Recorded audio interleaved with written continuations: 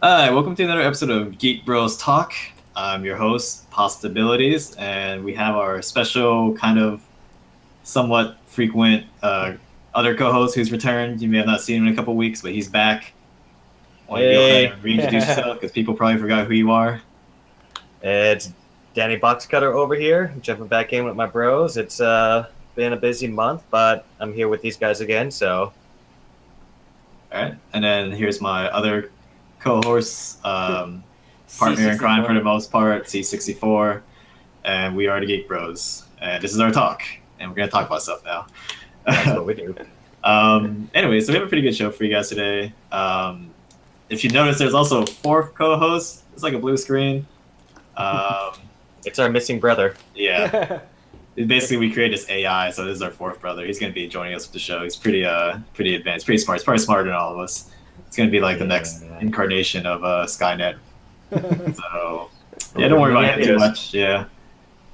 Um, Anyway, so today we're going to be talking about a little bit of my experiences with Arch Linux.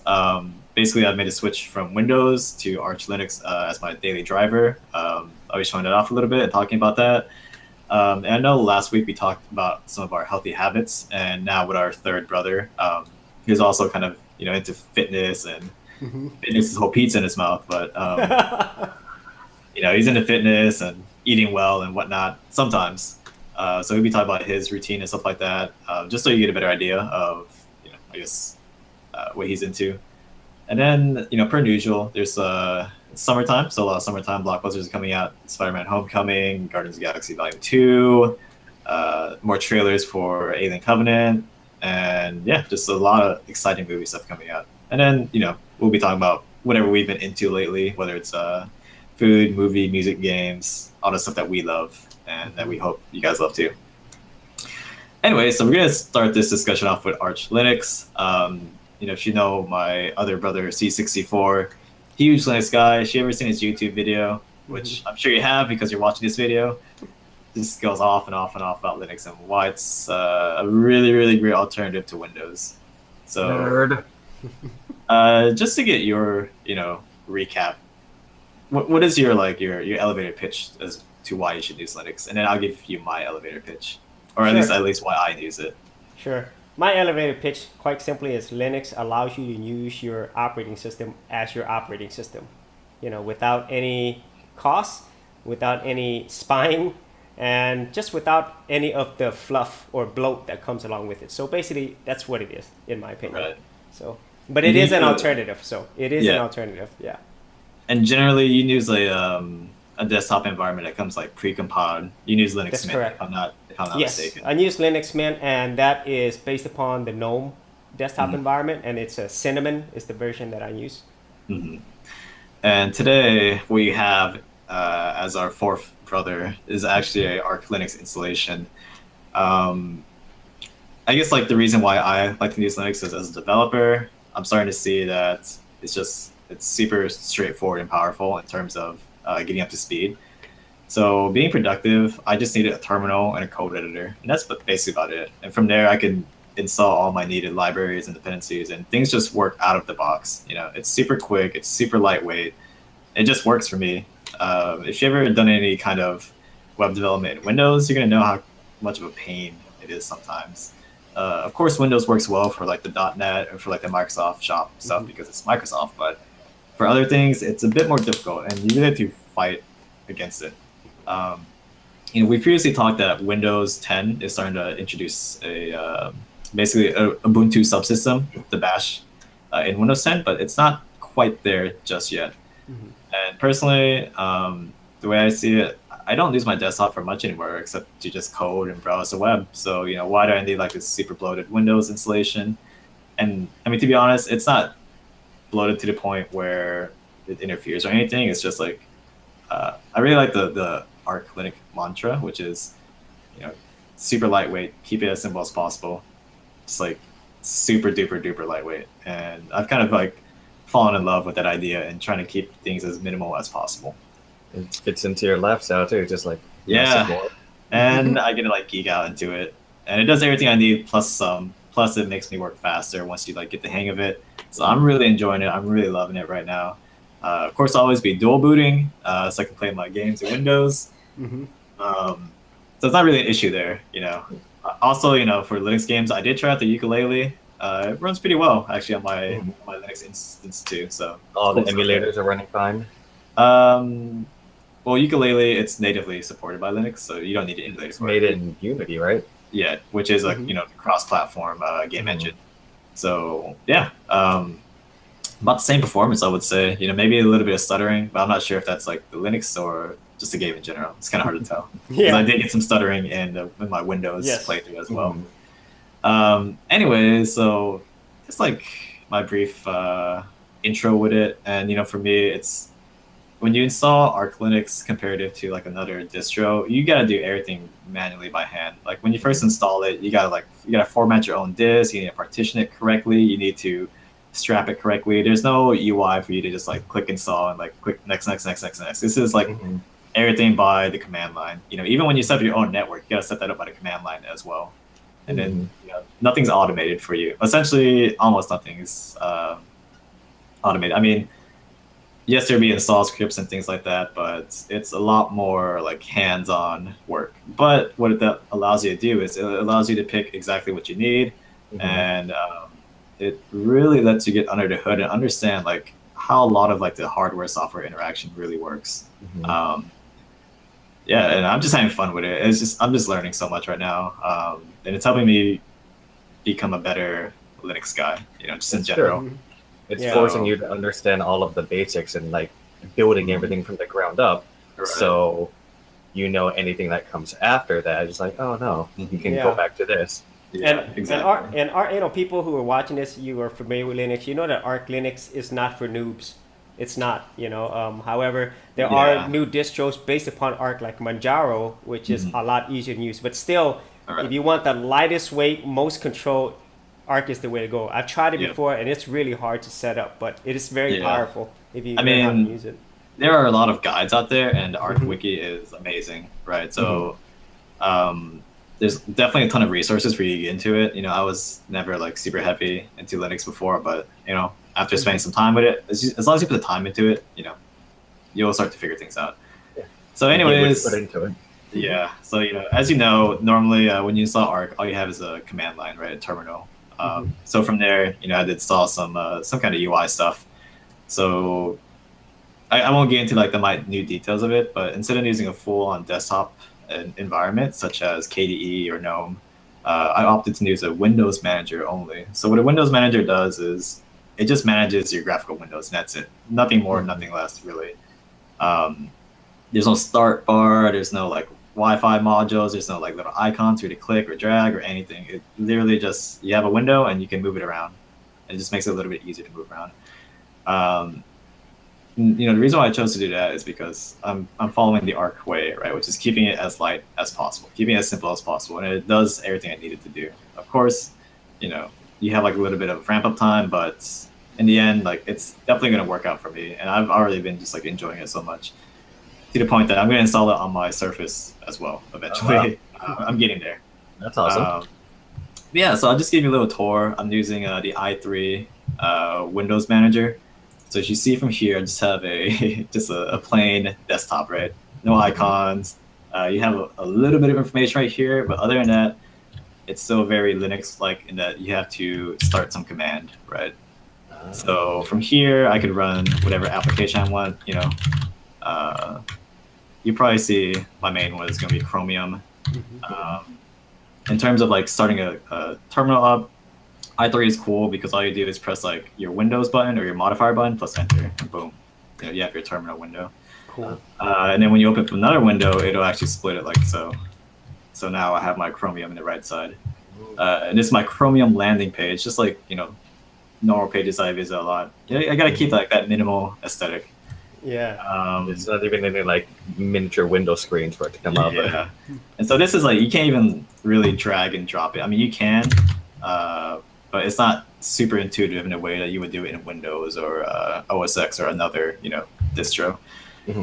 So yeah, basically it's really bare bones, and I don't know, here's some info about my PC. Let's see. Give us some specs. Yeah. Yeah. And can you show us your dev environment as well? Is that possible? Yeah. So it's a cool little script that just like gives you information about your PC, the color scheme that I'm using, and my current background. So that's pretty cool. And there's actually a community out there of people who just share like what their desktop looks like. For Reddit, it's called Unix porn, which is pretty cool. People just have like really cool setups. Like their desktop just looks amazing. And so what they often do is like, they'll show these little windows like that. Let's see. Top. So then you got like some stats about my PC. And again, Arch is so light. I'm running this video conference in another workspace, but as you can see, it's using less than 1 gig of my system RAM, which is pretty amazing. Yeah, that is amazing. And with nothing running, it runs around 500 megabytes. Oh man, pretty crazy. And just for reference, y'all, like when I have my Chrome browser up and I have like 10 tabs, that's already about 1 gig already. Just on that browser alone. And here's an entire OS, just like, yep. Yeah.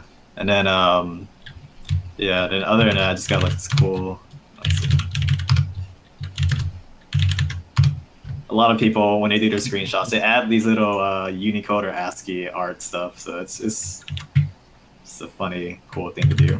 That reminds me of the Commodore 64, exactly. Because when we programmed that in ASCII, that looks so cool. Your ASCII's come a long way, though. Yeah.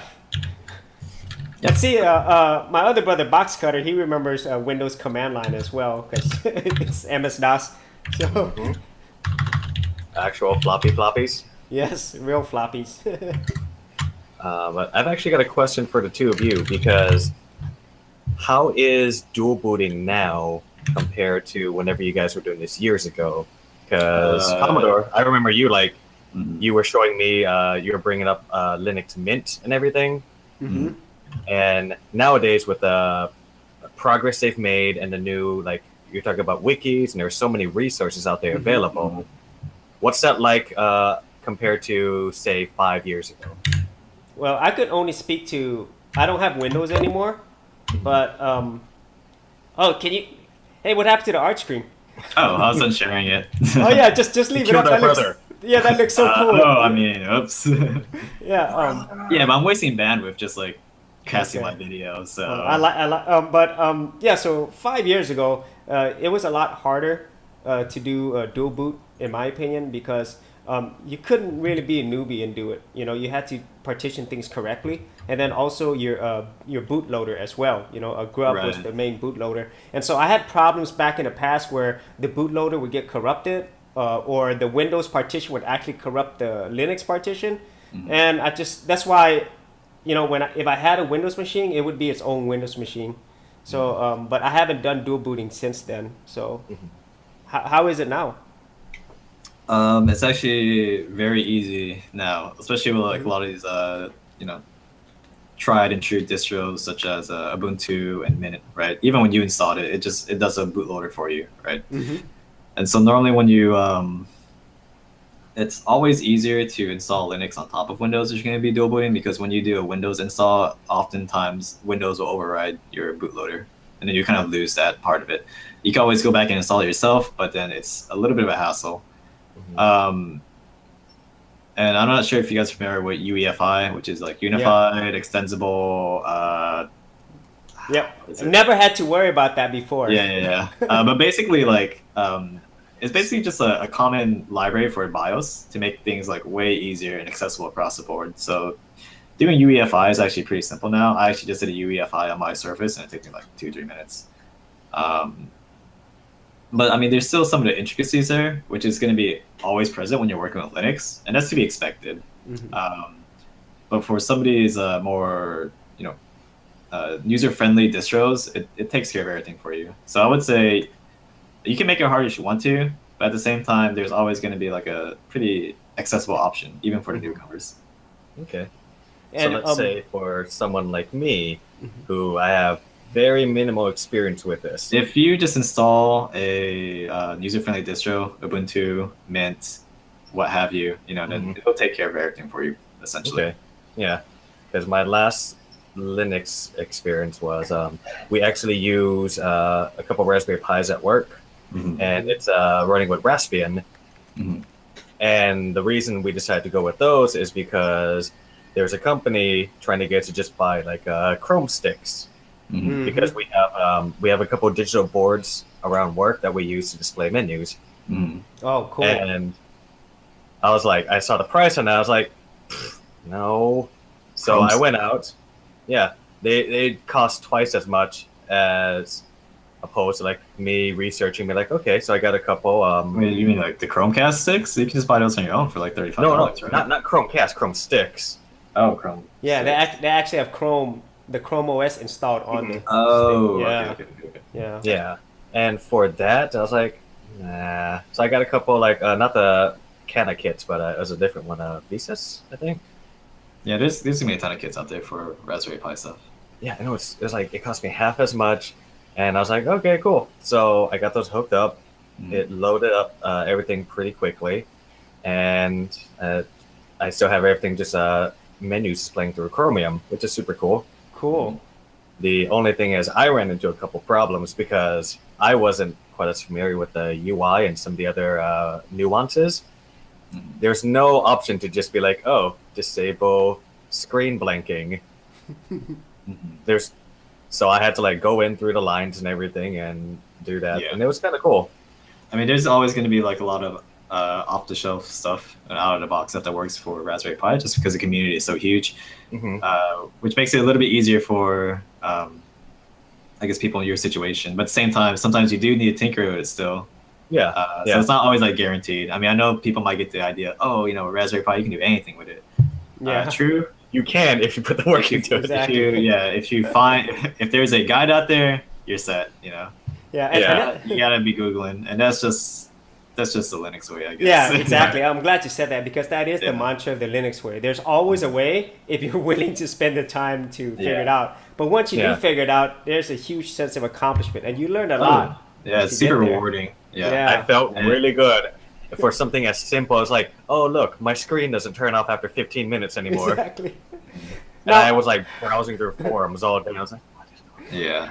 So possibilities. Is there any way you could show your development environment in Arch before, I think like maybe some of the viewers that do development or are thinking about doing development? Yeah, sure. Let me fire this back up. Give me. Okay. All right. Let's see. rise from your grave. You guys, I need some elevator music. Can you do some elevator music for me?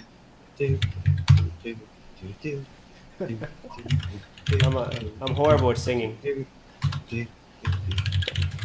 We should do a karaoke setup next time. That'd be pretty cool. I don't think the audience would appreciate that too much. Oh, there's. Oh look! Oh, it's another brother. Yeah, no. That's too much. Hey, welcome, Billy Pastas to the show. One of these is the evil one. That's right. It's obviously the darker guy. Okay, let's see. So I'm gonna share this. Ooh. Actually, you guys can see my screen, right? Okay, cool. Yeah. Yeah. So a lot of people will actually code in the terminal, Vim, Emacs, Nano, whatever, right? So some people like doing that. I'm not quite there yet because Vim has a ton of commands, like way too many. And it actually takes like a good 2 or 3 years of solid use every day to master something like Vim. But I hear, supposedly like it can be very, very, very efficient for a development environment if you put the 2 or 3 years of work into it. Once again. Yes. Until then, I am going to. Where's my?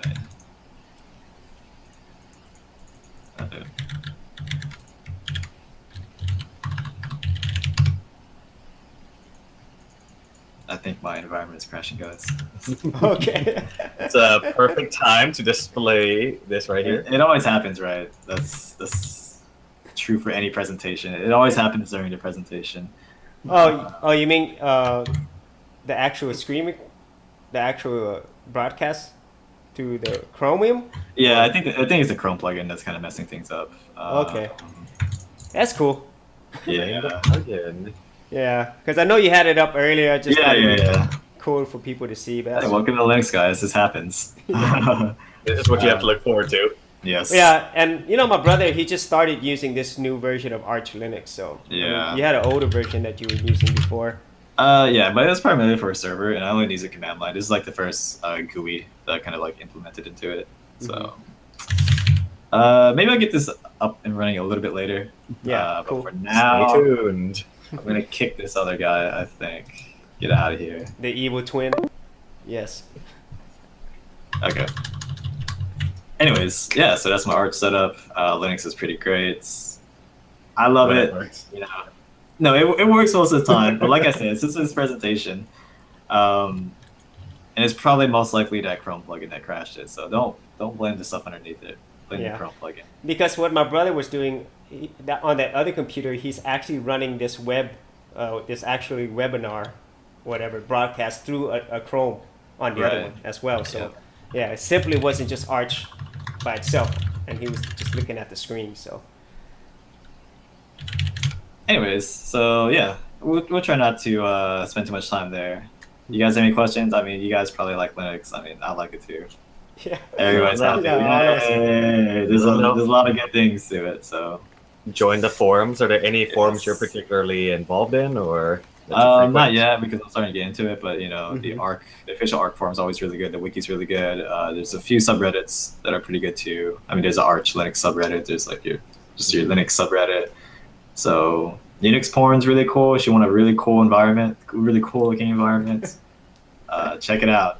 It's super fun, and it's essentially that's like one of the probably original, geeky things. Yeah. Computing. And if you guys out there know anywhere you go to, let us know. We'll check it out. Yeah, that'd be cool. Yeah, I'm pretty sure there's a lot of Linux users out there. Yeah, send us your Linux screenshots. Let me see that Unix porn, guys. Yeah. Instead of doing the whole desktop, what is it, like the setup, you have a Unix window setup. Yeah, exactly, right? That's what it is. Anyways, yeah. So, cool stuff there. I guess we can get into some more stuff that you can relate to, Box Cutter. I know you're not the smartest guy, but... Me, I'm good at things. Me fail English? That's impossible. Anyway, so like the next thing we have up for you guys, I think summer blockbusters, right? A lot of good stuff coming out. So is that time of year again? It is that time of year. You watch anything pretty good recently, be it movies or TV shows? Well, actually, let's stick to movies for now. So, what have you seen lately? Actually, yesterday I just rewatched Kingsman because the sequel's coming out. Oh yeah. Do you remember me and Pasta, we checked that out whenever it first came out.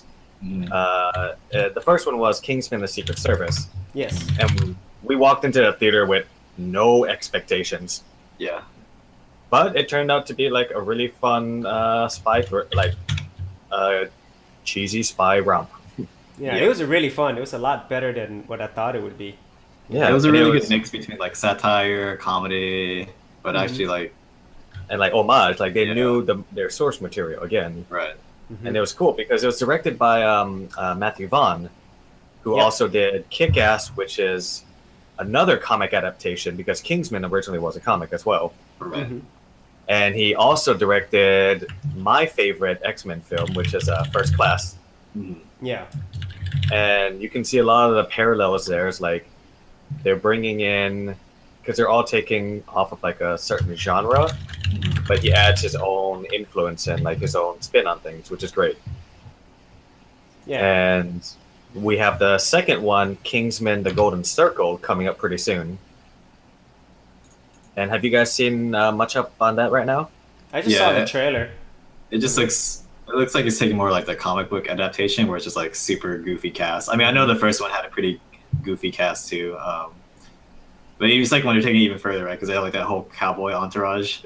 Yeah, the statesman. The statesman. That's something else I found out today, is that they're actually partnering up with Old Forester Bourbon, and they're making a statesman bourbon to coincide with the movie. Oh wow! So and officially that just seems like licensed liquor, guys. Yeah, it seems like just another cheap tie-in, but Old Forester's legit. like their bourbon like actually goes back a while, and they put out a lot of good stuff from that distillery. So I'm actually going to pick up a bottle, and I'll let you guys know how my movie bourbon is. And it's so funny because I think in that trailer there was a scene with one of the statesmen, and I think they were in a brewery. They had like these barrels behind them. Yeah, they're actually at the Old Forester distillery. Oh, okay, no wonder. Okay, so that's a perfect tie-in. They must have paid a lot of money to get Even their stuff on and there. even the first one had a lot of product placement between like McDonald's having that whole scene and everything. It's like, okay, guys. I mean, a lot of movies have product placement in there. At least it wasn't. Did it have any Apple product placement in there? Because I know like they're a pretty bad offender when it comes to movies sometimes. No, but this one's like super blatant. They actually talked about everything on the McDonald's menu for a while. Yeah. Again, it's like a satire, but it kind of works. But they're like making fun of it, but they're like maybe it's kind of serious actually. Yeah, dude. Like in the background, one of the assistants is preparing their food, which is all from McDonald's, and she's like handling fries with tongs and everything. Yeah. I was like, That was from the first one, right? Yeah. That was from. You know what's funny is at the end of that new Kingsman trailer, I forgot the guy who brought Ty Egerton in, but he's back with the Colin eye Firth. patch. Yeah, Colin Firth. I'm like, there's no. I saw his head get well, blown. let's not. For those of you who haven't seen the first one, Oh. Colin Firth does play an integral role in it, and I never thought I'd say he kicks a lot of butt, but he does. Yeah, that last scene was pretty awesome. But I don't know. They're gonna have to do a lot of explaining. I don't get that. So it looks fun though. I mean, hopefully they could keep that world building. Yeah, I mean, just hopefully they could keep that same type of I guess like fun attitude of a movie, while also being really really aware of what type of movie that they are. Which, Self-awareness does help out a lot, which makes me also hope that another movie will take notes from that too. It's like New Guardians. Speaking of being fun and cheeky and self-aware, Yeah. that comes out next week, right? Yeah, this upcoming weekend. Actually, Thursday, Friday, right? Oh yeah. Yeah. I've heard mixed reviews on it though, myself. Yeah. I wouldn't be surprised. I mean, it's really hard to live up to the original, right? Yeah, the original Right, is awesome. The original was like so out there at the time, and it would be they have a predicament because they want to kind of keep in with that, but if they adhere too much to it, then it's just like it's another I mean, Guardians was just. I love that word fun. It was probably the most fun Marvel comic book movie I've ever seen. And at the same time, I really love the fact that they went out of the whole Earth is being destroyed.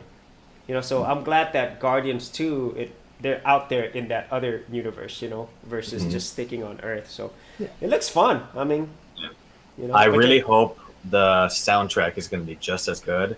Yeah. Like Awesome Mix Volume 1, that's legit. I just got on vinyl too. Thanks to cool. I actually bought the soundtrack myself. I mean, downloadable. But vinyl, that's legit. It's so good. Yeah. I've been nerding out on that a lot too. I can get into that later. So I mean, go ahead. Well, there was one other trailer, right? Box Cutter, Alien. Covenant. Yes. Yeah, and I know we've talked about it before, and we all have high hopes for Scott Ridley here. Ridley Scott. And, same person. Yeah. Go ahead. The other way around. Third name first. Yeah, I'm playing a lot of Persona. Leave me alone. No, but yeah, because I'm pretty sure we can all our feelings on Prometheus. We're a little let down. Yes. But did you see the newest trailer though? Like the epilogue trailer? I haven't seen it. Let me watch it real quick. Yeah, go check it out. While we're talking about this. And while you guys are watching, you can have a Pasta Reacts to video. Oh boy! Wow. I'm not watching it just yet. Hold on, that's my practice round. It's only 2 minutes long. It's a pretty. So I mean, while he's watching that, what did you think about that epilogue trailer? I mean, it looked good. I mean, they're definitely trying to bridge more elements of that universe together. And I don't know. I'm watching it, so if you guys want to zoom in on my face or anything, now's the time to do it. Take a look in on that. Yeah. This is the best trailer I've ever seen. It's like, oh no. But No, yeah, it's it definitely has a lot more of like the original Aliens feel to it, I feel. Yep. I'm really surprised that they did that though, because to be honest, like when I first saw the Alien Covenant trailer, even like the second trailer, it looked so much like Alien. Like you know what I mean? It looked like a rehash, and with some elements of Aliens. But then when I saw this epilogue trailer, I'm like, man, that's the movie that the second one should have been. Yeah. I am more interested in that, so I don't know because it's like it's supposed to happen right before the actual movie, actual Covenant. So I don't know, man. I don't know what really Scott's thinking. I mean, maybe he'll surprise us all, but if that epilogue trailer was actually a trailer for the second movie, the whole movie was that looks so much more interesting. I was just And I was like, blown okay, away. just him going back here and like, just let me retcon a few things and adjust the timeline a little, which is fine. Well, I yeah, mean, and I like the fact that he's still watching it, but I like the fact that for once you actually go to the aliens' homeworld instead of you know what I mean? yeah, because they're always invading. It's like, or this Exactly. space station or whatever. Yeah, and then Even in AVP, it's like, nope, nope. oh god, you can't even you can't even put that in the same league. That was Well, that's not really an invasion, right? I mean, it's the predators hunting for sport. It just happens. Like, oh, let's That's just just drop what the they alien do. over here. That's yeah. just what they do. yeah. Anyways, let me continue my trailer. Fine, get to it. I do also like the fact that just like aesthetically, like what you're saying, it brings you back to the old feel of the alien. Right, yeah. Like And they're really real tapping good. into a lot of like all of the original HR Geiger elements, which made everything Yes. so unsettling. And it's like, Yes. oh, I don't. Just like looking at everything makes you feel Uh huh. uncomfortable. Yeah, like especially the interior of the ship. It's like that's Mhm. all HR. That's all Geiger-esque, all the suits. One thing that I hope really doesn't do. I was really worried about. You remember the first two trailers? It's so much CG on the alien. Oh, yeah. I was like, oh man, dude. I mean, wow.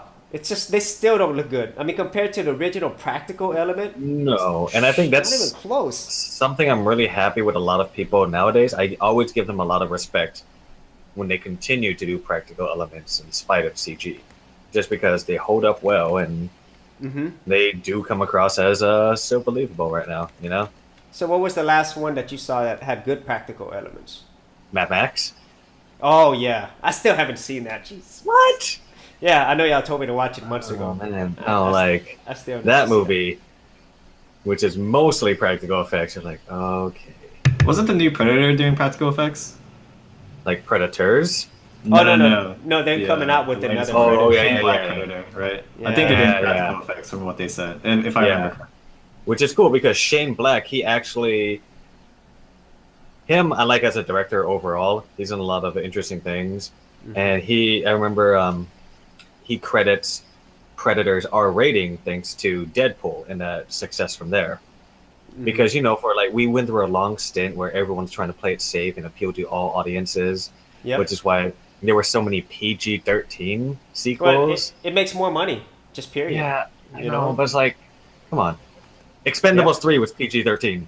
Yeah, that Why? and that didn't do well at all. So No, go because the figure. whole premise of that movie is get all these old action heroes together to blow the Yep. crap out of things. Yeah, and back in the '80s, every action movie was rated R. It's like, Dude, yeah. yeah, And it always cracks me up how they would always immediately make toys for it afterwards. well, yeah, You well, know? they had the toys built even before they made the movie, so it's kind of like a Transformers thing. They built the toys first, then the movie's based off of the toys. Yeah, but like RoboCop, like with actual data spike in the action figures, Oh, like yeah. that movie is bloody. It is. Oh man, you know what? I hope they don't remake RoboCop. Again, they were. Oh yeah, they oh, did. They did do it. Oh yeah, you're right. Oh, I almost God, that was such a horrible movie. I was just. And once again, that was blocked it a out. PG-13 reboot. And it's like, That was just wow. And I couldn't remember where I saw this list, but there's like pages of remakes coming, like pages upon pages of remakes. I know It's we been discussed this happening. before, but I'm like, oh, so have you watched the whole trailer yet? Yeah, What do you think? I like the way it looks, the aesthetics, but it just looks like Alien. nothing wrong with that. Are you sure you watched the same trailer? I don't The think you prologue. watched. Oh, yeah, but The 5-minute prologue. Epilogue? oh, I'm sorry. No, Oh. there's one called Prologue, The Crossing. Oh.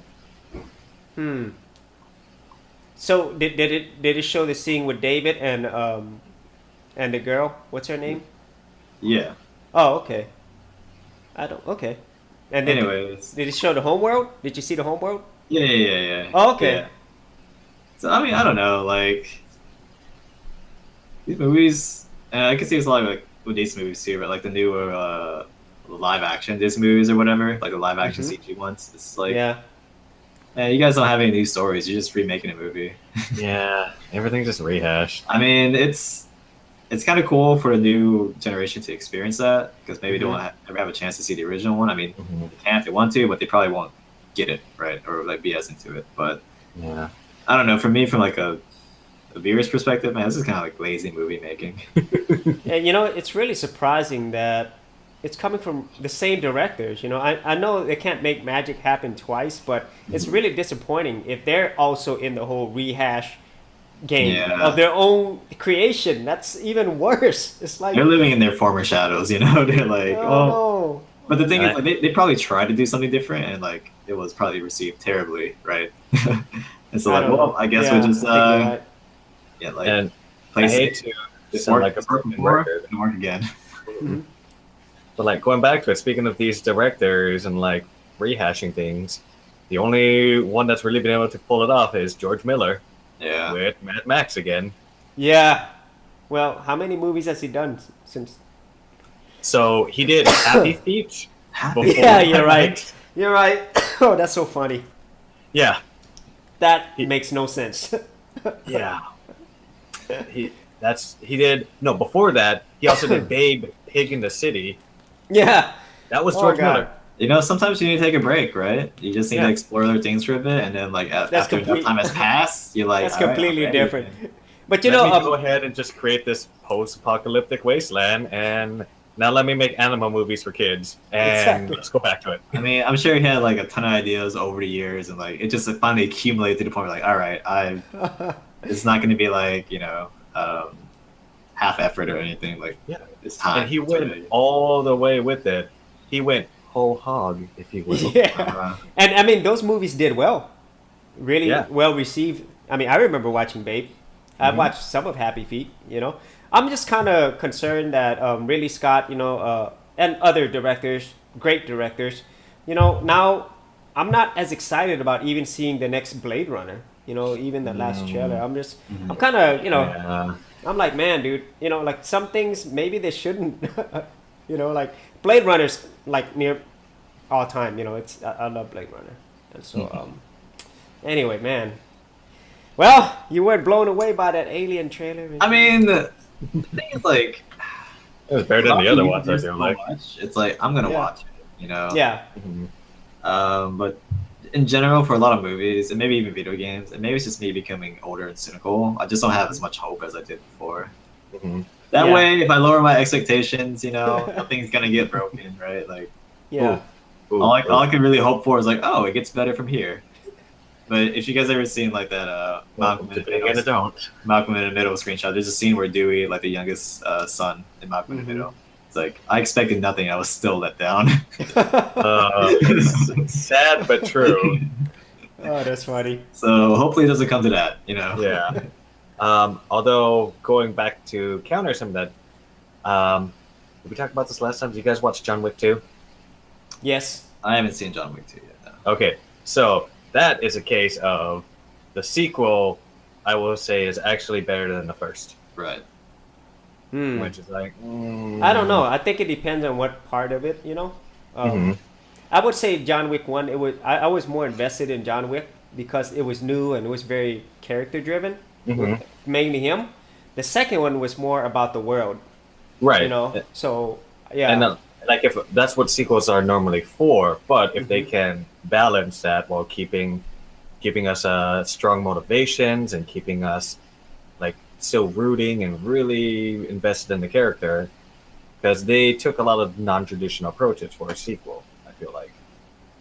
we won't spoil too much right here, but Yeah. Yeah. You have to Like- watch it first. they didn't just shoehorn a lot of stuff in and be like, oh, hey, remember this? Yeah, It it wasn't- wasn't. We yeah. hope that's not going to happen in Guardians 2. So, Mhm. Mm.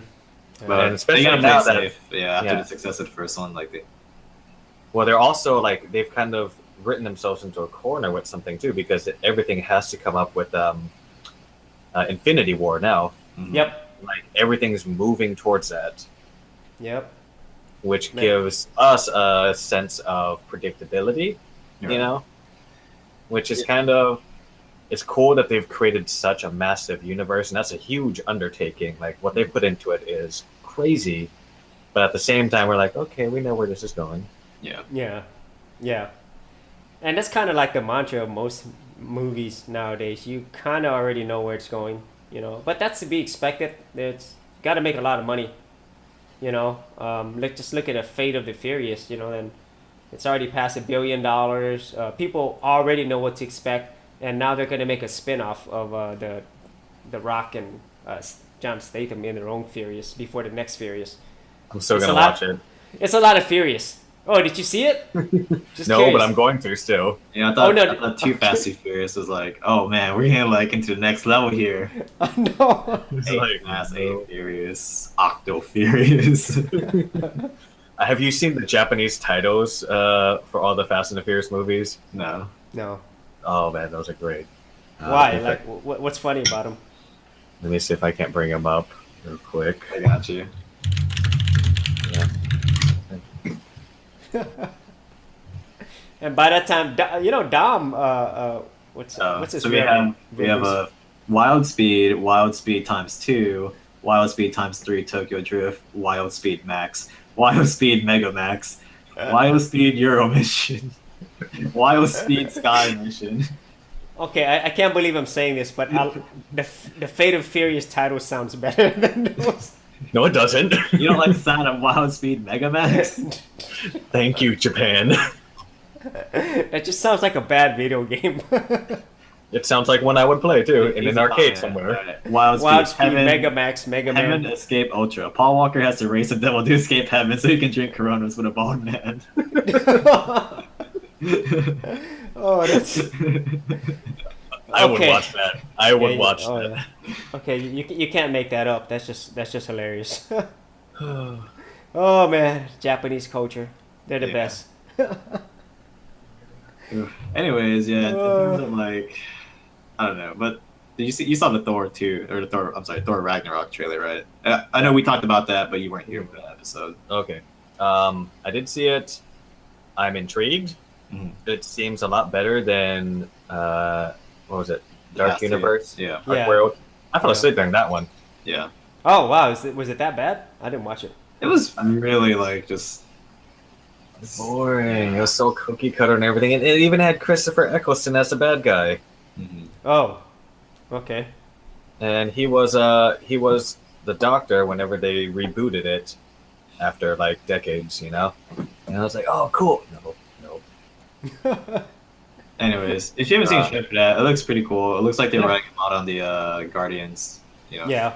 just Yeah. just- And because Thor Really is bad actually hair. going to be the one to draw them in. And Yeah. like Mhm. he's going to be that bridge.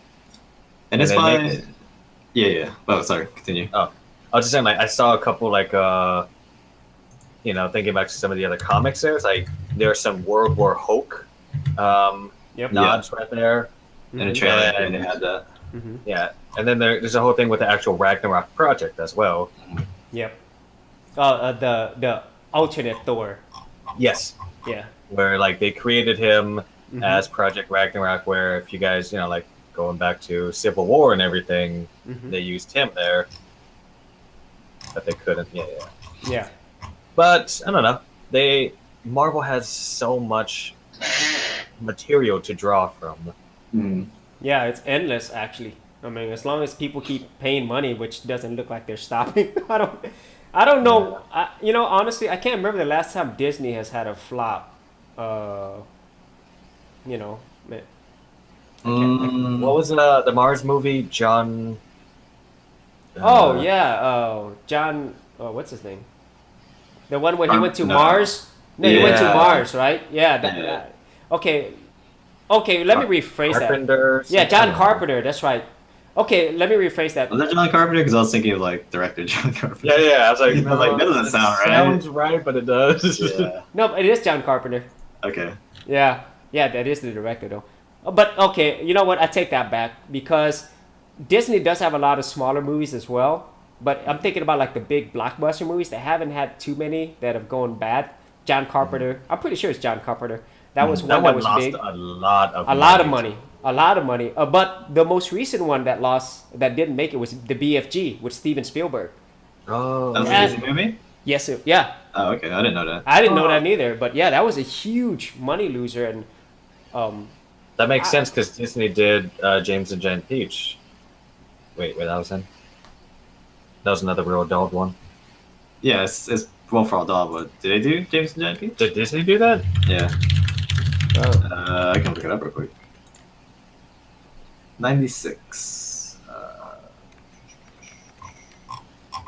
yeah, I'm surprised that movie didn't do well. You know, because the book was pretty popular. And I mean, it's Steven I Spielberg. mean, you know, I love Roald Dahl. He was like my favorite children's author. But even seeing Yeah. the trailer for BFG, I'm like, I don't know. Like, I feel like the movies just aren't for good adaptation. It's just like much better to read. And wasn't Liam Neeson the voice for that? No, Liam Neeson was the voice for the other movie where he plays a tree. Okay, yeah, I'm just Yeah. thinking like big friendly things. Yeah, yeah. It was by Disney. Yeah. Yeah, that was surprising. I would think that would be like a sure. Besides their comic book movies, you know, it's a surefire hit. Man, I mean, some of like when they first started doing the live action remakes, right? I want to say it was a Maleficent. It was okay, but it wasn't great or anything. They just had Sleeping or Beauty and the Beast. Yeah. Yeah. Already grossed over $1 billion. Yeah. Jesus. I mean, I enjoyed the Jungle Book. That's like the only two I've seen is like Jungle Book and Maleficent. I remember the first Jungle Book remake, the live action one with Jason Lee. Yeah, Jason Scotty. Yeah, Yeah. that was pretty horrible. Yeah, and I was like, I thought you guys learned from this one. Nope, okay. Yeah, but the CG one I really enjoyed though. That was Yeah, because it was done by Jon Favreau. Yep. That was actually, in my opinion, that's the best CG I've seen since Lord of the Rings. It was so seamless. I absolutely loved it, you know. We're going back to Thor Ragnarok. It is directed by Taika Waititi. Oh I yeah. really like Hunt for the Water People, so I'm actually kind of excited for this. I really like What We Do in the Shadows. Mm-hmm. That was with him and Jermaine. Yeah, I've never seen that one. There's a mockumentary about vampires. Oh, that's and- cool. Man, it's fun. Yeah. Is that on It's Netflix? No, it's not. Okay. But it's got a lot of cast from Flight. Flight of Conchords. Yeah. Mm. So if they like that kind of humor and everything, it's definitely there. Mm-hmm. I'm pretty much a Netflix addict now. I think I've mentioned that so many times. I just don't really feel like watching anywhere else. I mean, they just got such great content, you know. Yeah. I watched an Indian movie just recently. It's Kurish. It's like from 2013 or something. Get to that Bollywood, man. Yeah, it was really cheesy, but it had some pretty awesome moments too. So It's Bollywood for you. yeah, I actually enjoy Bollywood movies. Yeah. Their action movies are pretty funny. If you've never seen Doom, they're pretty cool. Yeah. The last Netflix content that I was excited for and watched was the new Chappelle stand-up. Oh yeah. Oh, how was that? Solid. How was It's that? pretty solid. It's okay. Oh, You can tell that he's a lot more like tenured, and he's just a bit older, and like in his style, he gets more, I think, probably like less politically correct. You know, he's really speaking out what he thinks. So Yeah. oh, before it seemed like he had like this really young energy, and it's just like hilarious comedian, but now he's just like, yeah, I got a family, and this is stuff that pisses me off. You know? And these are my Yeah. thoughts on it. So. oh, He kind of goes with that Louis C.K. vibe. A little bit, not as self-deprecating. Mhm. I mean, he still has like some classic Chappelle stuff in there, but he does talk a lot more about like politics in the world around us today. Yeah. So mm. yeah, it's worth a watch. Yeah.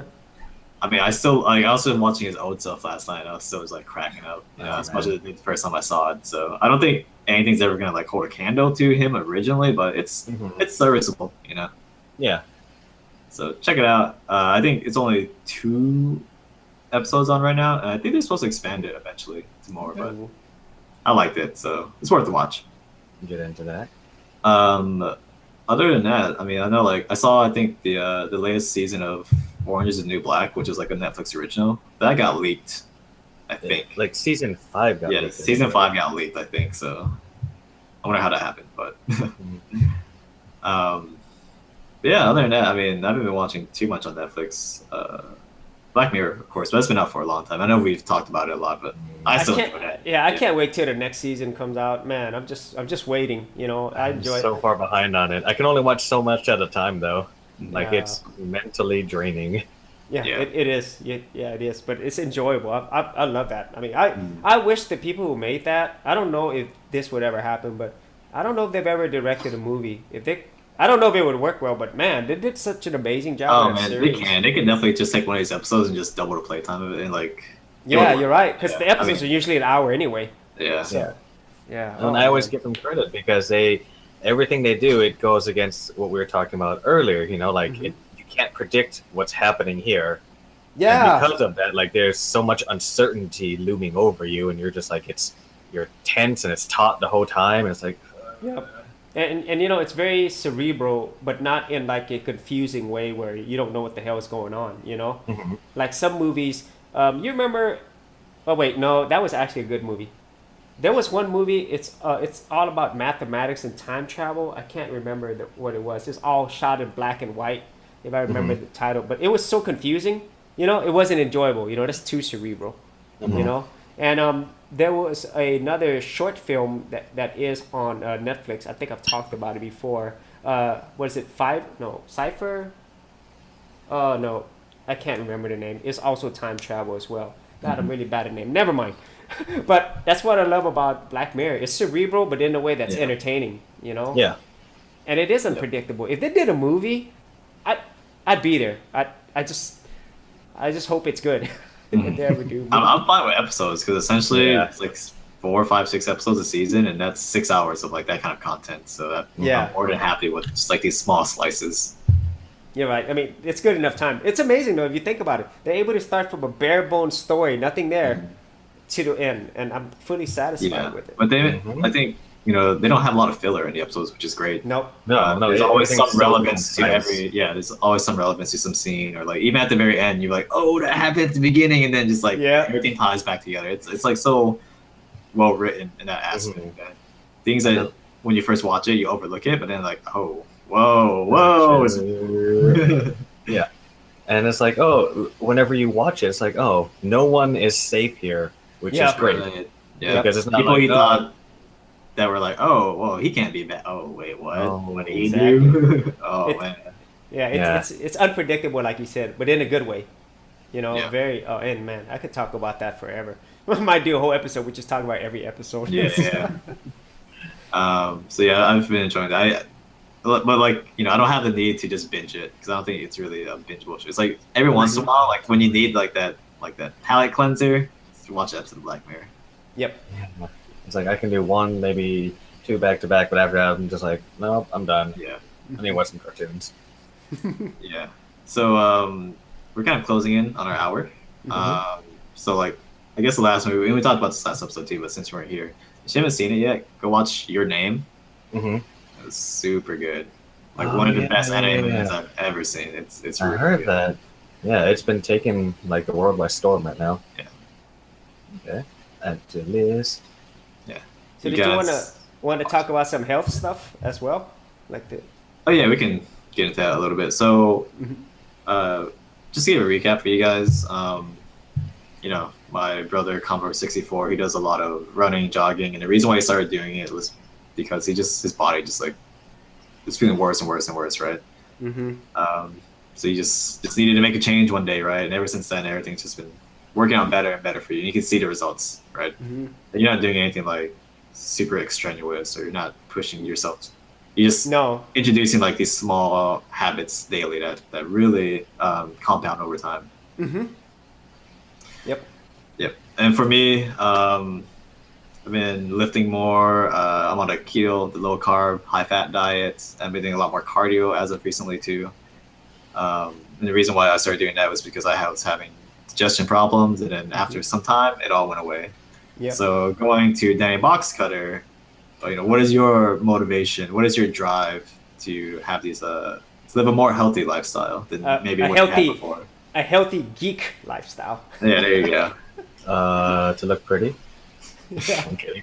No, it's I really like pushing my limits and testing myself, and I always want to be in control of my facilities, and it's just like I get so much more energy and I get so much more out of my day and everything else in my life because of it.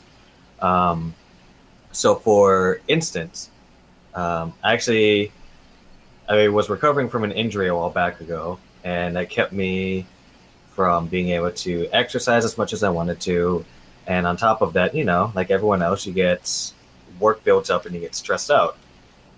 And I wasn't able to keep up with as much as my routine. And before I'd been going 4-day split at the gym, cardio in between and all that. And my body had gotten so used to building up all the endorphins, and I had good levels of testosterone going on. But I had noticed because chemical stuff. It's chemistry that makes you working out makes you feel good. Well, that's part of it. Yeah. I mean, yeah, of course, the self-satisfaction, but just saying from a biological perspective, working out and being active makes you feel better, puts you in a better mood. It does. And as a result, whenever I wasn't working out, I was also eating a lot more crap as well. So my body just felt it was deteriorating. And because of that, I was very low energy, and I just didn't have a lot of motivation or desire to do anything else. Malaise. Mm-hmm. But I've been getting back into it again, and I feel like I'm making more out of my day. I'm feeling better. I'm actually willing to take on more challenges in the rest of my work life and everything else that comes with it as well. Because I feel if I can handle it here, I can handle it there. Mm-hmm. And for instance, I've been, we're in the Bay Area, so Beta Breakers is coming up again pretty soon. And it's not the longest run, but it's 7 miles across San Francisco. And it'll actually be the third year myself and Pasta are going to be running it. And the 7 miles, is it different elevations? Yeah, just, of course. Okay. There's one killer hill, and there that's just we're walking up this hill. There's no way we're gonna run up this hill. Yeah, and it's just oh. And the thing is, it's not a race. I mean, there are people who run it competitively and get timed on it, but then there's also people like us who run it to finish. Yeah. So the way it's set up is there are different groups of people who start at different times, so you don't have overcrowding of people, right? So the super competitive runners actually have to get vetted, I think. When was the last marathon you ran? What time was it? Do you have proof? And you send that in, and then you get to the front of the line. Other than that, you get an estimation on, I think I could average a 10, 11, 12-minute mile, and then you can pick your starting area from that. That's not to say you start to end that, maybe you run faster than you expected. That's fine. They just break it out a little bit more even. So you have people who are doing it for fun, people just walking it. Essentially, it's also a giant street party. There's a lot of people. It definitely is. So this takes place Sunday morning, and there's going to be a lot of people who are just plastered. So how many people are usually at this event on average? I know attendance was a little bit down last year, but the year before that, it was quite a few, thousands, tens of thousands maybe. Wow. And it's a very old tradition too. This has been going back for almost more than 50 years. No, it's 100 years. It's the 100 100? something. Yeah, 103rd, 108th annual. Yeah. Yeah. And everyone dresses up in costume, and it's a really fun time for it. It's fun. Maybe one of these days we'll show some of our previous costumes Pasta and I have run in. Yeah. And we do need to figure out something for this year. I want to use my Halloween costume. So if you guys remember from this episode way back in the day, 7-8 months ago, whenever October was. That was funny. Yeah. So I was the Asian Colonel Sanders, Kung Fu Sanders. I'm thinking about running that. for beta breakers, but I don't want to wear a wig. That's the only part. Mhm. It's gonna get Yeah. hot. It does. Last year we ran as luchadors and we wore masks the whole time. Oh, that's crazy. And blue tights and undies. Yeah. And also no sunscreen. That was a bad idea. Yeah. I burnt like crazy. So this is a pretty bizarre experience that happened to us. We got sunburnt even though we were cold, which is a Oh, that's weird. that's never happened. But I mean, it makes sense, right? The UV rays are still hitting you. It's just Yeah. warm air outside. So, I still have the tan line from last year because Yeah. afterwards we also walked around for the rest of the day. We had our meadows, but then we also wore tank tops. And so I've got this crazy gradient that goes across me. yeah. It's like, yeah. And I do want to Um, mention one thing though, just briefly, like me and my other brother, Possibilities, we talked about this earlier, but you'll notice a trend here of like being a healthy geek, and it's something that I do in my channel. I actually show myself running and stuff, but every single one of us, and my brothers are younger than me, but if you notice, every single one of us, we've actually started doing this because we experience pain. Discomfort. Yeah, Some kind of discomfort. like Yeah. we're not as young as we used to be. Why is everything so difficult now? Yeah, I so- remember you calling me like, you're getting round. And I was like, no. But I mean, And that's- there was some sort of discomfort or pain in order for you to motivate you to do it, Right. because all my brothers, all of us have drank before, and not that they don't drink, but drank more, smoked as well. My other brothers smoke, so Wait, not me. well, Hey, I quit. I'm done with that. yeah, I mean, the box cutter used to smoke as well, and so but now 3 years clean. yeah, a lot healthier. And you could already see that all of us have benefited from getting a healthier lifestyle, don't more know about exercise and us. health. Yeah, and so I do want to stress that again. I know if it's reiterating a lot of stuff. Being a healthy geek is a happier geek, just in general. It's true. Yeah. Like it really goes over into the rest of your life, and it feels good to accomplish that. Right. And like you can geek out about it. Like I went for a run today, and before I walked out the door, I noticed like I've got so much ridiculous gear on. I just I bought new shoes. I got custom insoles, like special dry wick socks. I got my new Camelback on, and got my armband and everything. I've got my phone with Map My Run on, so I can keep track of my time and my distance. Wow. And I'm like, yeah, it's time to go. And it feels good. Like I love doing this. I did have a question though. In terms of your running, basically your running routines, do you like flat pavements, terrain, or do you like to mix it up? What is your style of running when you're out there? I don't enjoy running that much. I like playing DDR. That's my cardio, so I'll let you answer that one. You got to get But a video. that You is real still get a cardio, that is- DDR. That is cardio. Watch him play 300 max. Oh, I'm getting way better now. There are people like every time I go play, there's so many good people. Mm-hmm.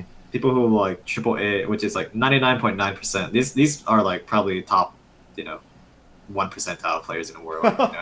I come and then I just blown away like, oh my god, this guy is so good. People's feet shouldn't move like that. Well, all right, so there's a little tangent, but people with bigger feet are OP or overpowered at DDR because they can press the arrows a lot easier with a bigger foot. I'm not gonna lie. So you have a It's handicap. It's actually broken, yeah, because like I gotta lift my whole foot up and then like position over the arrow. These guys, they can tap both arrows like without even lifting their feet up. I'm like, Hacks. genetics. Anyways, back to the topic.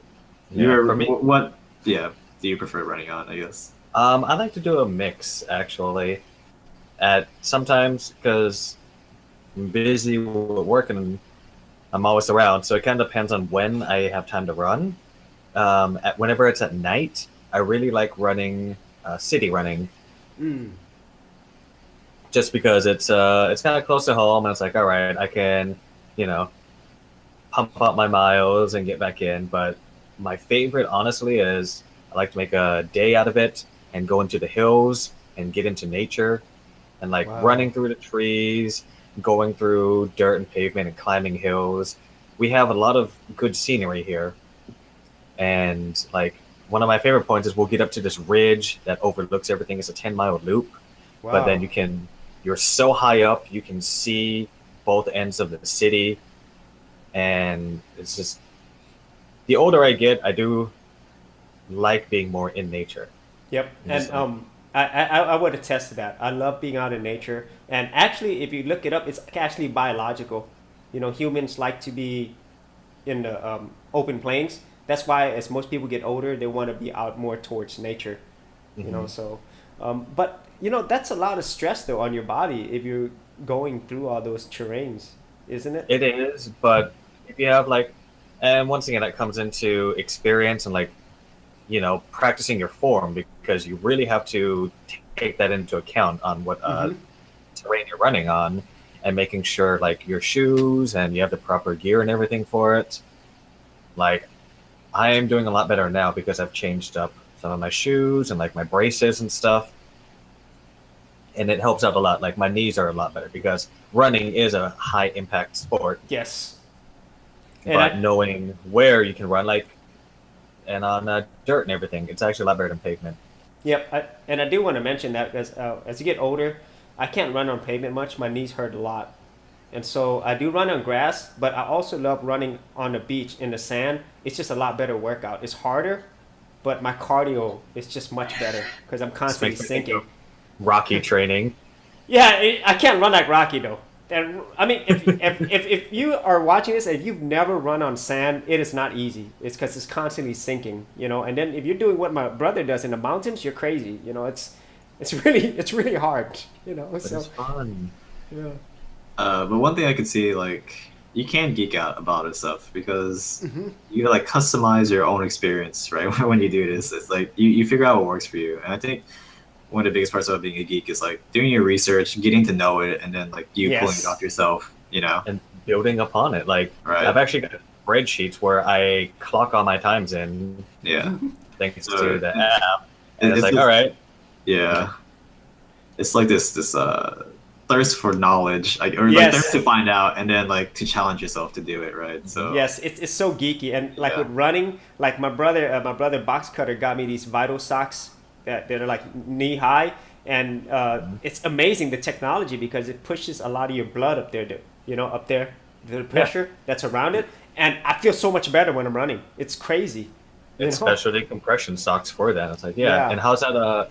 How's your Camelback working out for you? Actually, I don't use it as much. I use it when I'm actually. I love being in outdoors, as you see in my channel. I'm out in the Mhm. woods or something. I'll take that with me, and it works a lot better than I thought.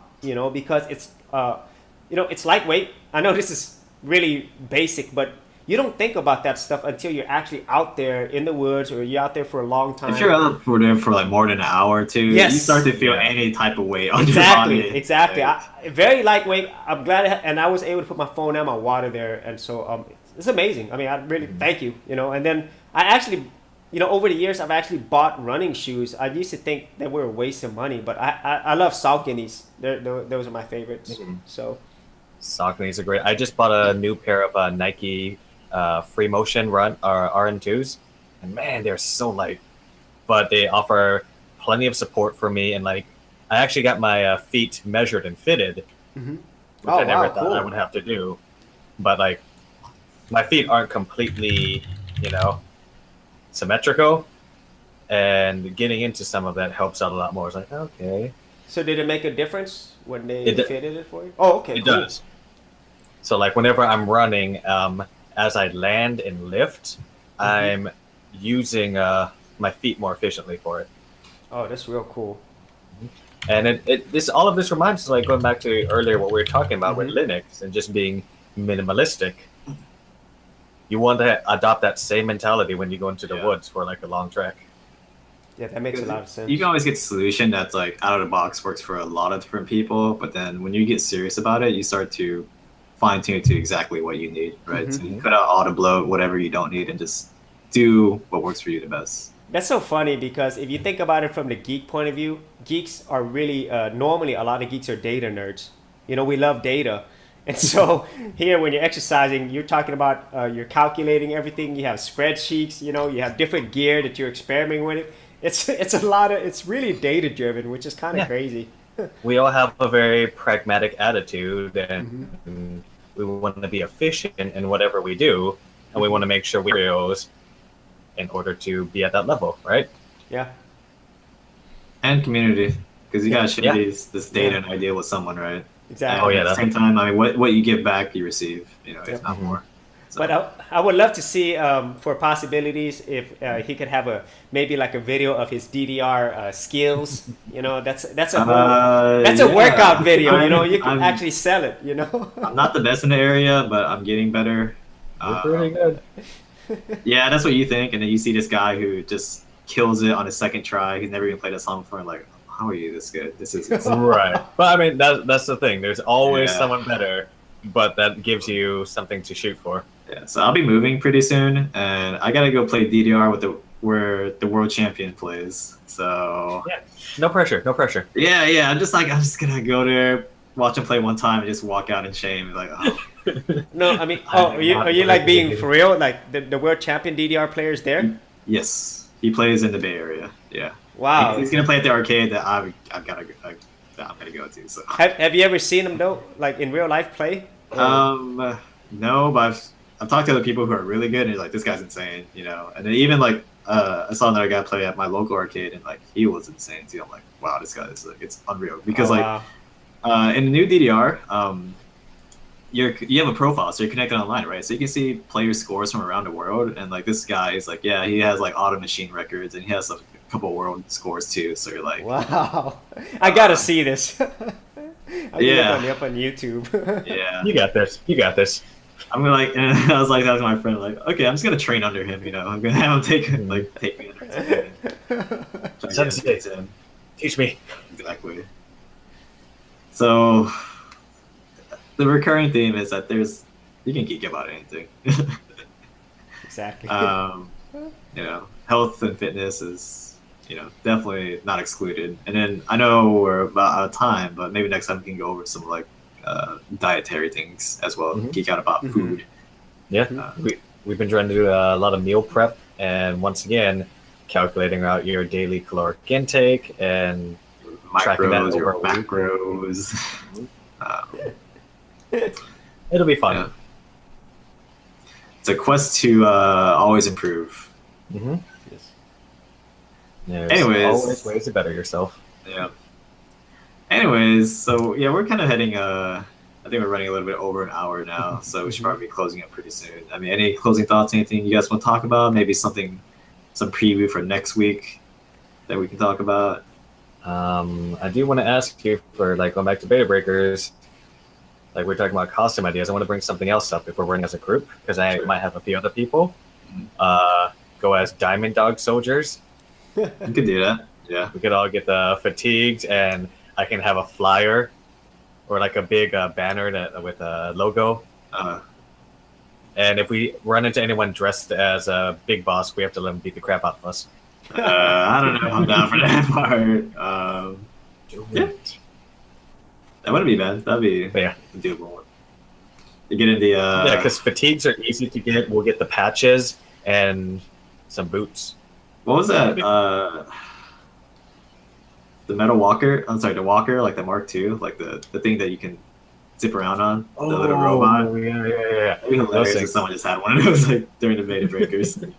It's like that's not. Last year, I did see someone dress as like a giant Totoro. Yeah. Oh, that's funny. Yeah, this thing was at least Complete with a like giant leaf.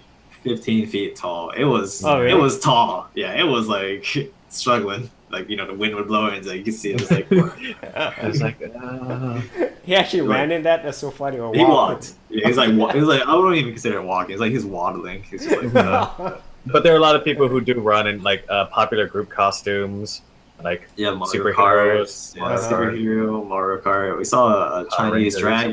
dragon. Mhm. Or, There's a bunch of Yes. naked people. yeah. San Francisco. What do you expect? It's free and Yeah, that's open. true. Really, really free and open source. Literally. Anyways, happens. so yeah. I mean, anything you guys gonna do this week that we can talk about next week? You can see anything? You guys definitely gonna watch Guardians 2. If I get time for it, I'll try to. Something else I'm thinking about doing is I'm brewing my next batch of beer. Cool. and I want to have a lot of. I want to make this one more of a collaborative effort. I was taking a lot of influence from Hen House Brewing up in Santa Rosa, and whenever they moved to their new location, they had all of their workers to the beer, and they brewed it and sent it out for like a mass audience. It's like, okay, they called it the Conceptual Nightmare. Yeah. And I'd like to kind of get a lot of other people's thoughts in on that and be like, all right, what do you want to put in this? Yeah. So whenever I get my Crowdsource ingredients it. stuff, pretty much crowdsourced beer. I'll let you guys know how it goes. I should make an app or website for you where people can vote on what they think should go in the beer. Yeah. You can just see my most popular, like top 5. I know ideas. exactly how that's going to end already. Triple IPA. Okay. Yeah. Okay. Cool. So maybe we'll be on the lookout for that next week. I don't know. I don't think there's anything exciting that I'll be doing this week, so we'll see. I haven't been playing games that much or watching TV. Just Better Call Saul. I don't want to talk about that anymore. So Yeah. you guys are probably sick of me talking about it, but it's still so good. Yeah. I'm gonna watch it tonight. Yeah. Other than that, I guess like we just close it out here. All right. Cool. Thanks. Thanks for having Thank me you, back guys. on, guys. Thank you. Thanks for tuning in, everyone. For coming. Thanks for making time. Thanks to you guys for sticking with us this far. Always appreciate your ears and your eyes. Not in a creepy way. Yeah, Thank you for lending us your ears. There we go. And also your mouths by telling people to come here and check us out too, right? That's right. Crazy. Yeah. You heard me. You said the other part.